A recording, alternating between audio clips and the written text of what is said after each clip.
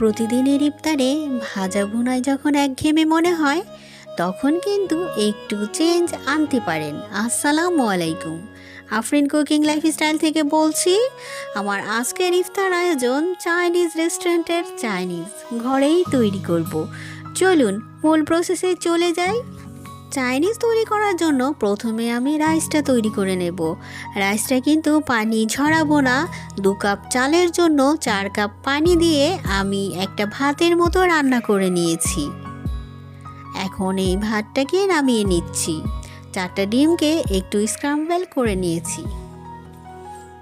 রান্না করে রাখা ভাতে দিয়ে দিচ্ছি। কিছুটা গাজর কুচিকে ভেজে নিয়েছি, সেইটাও দিয়ে দিচ্ছি।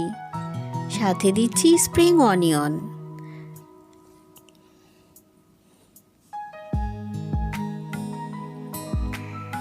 এখন সব কিছু দিয়ে মিশিয়ে নেব। ঝটপট তৈরি হয়ে যাবে রেস্টুরেন্টের মতোই রাইস।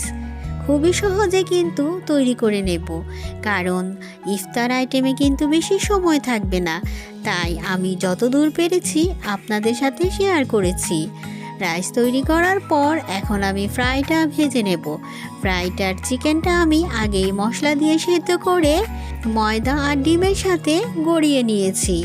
এখন তেলটাকে গরম করে ফ্রাইটা ভেজে নেব। আচ্ছা, ফ্রাই ভাজার সময় অবশ্যই কড়া তেলে ছাড়তে যাবেন না।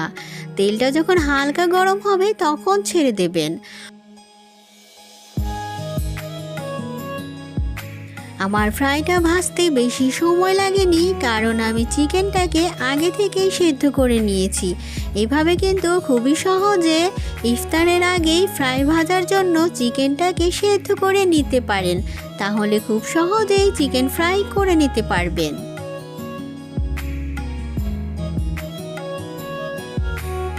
প্রায় 10 থেকে 15 মিনিটেই চিকেন ফ্রাই তৈরি।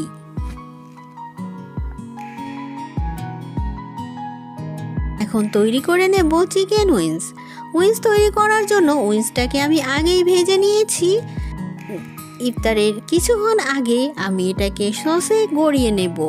1 কাপ নিয়েছি বারবিকিউ সস, সাথে দিচ্ছি 1/2 কাপ টমেটো কেচাপ।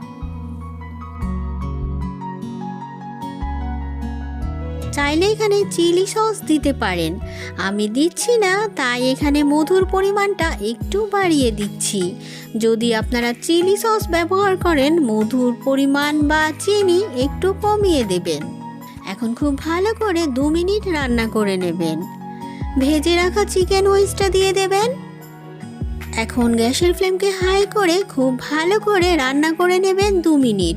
এই 2 মিনিটে কিন্তু আপনার সসগুলো চিকেন উইংসের গায়ে গায়ে লেগে যাবে, আর চিকেন উইংসটাও অনেকটা ক্রিস্পি হবে।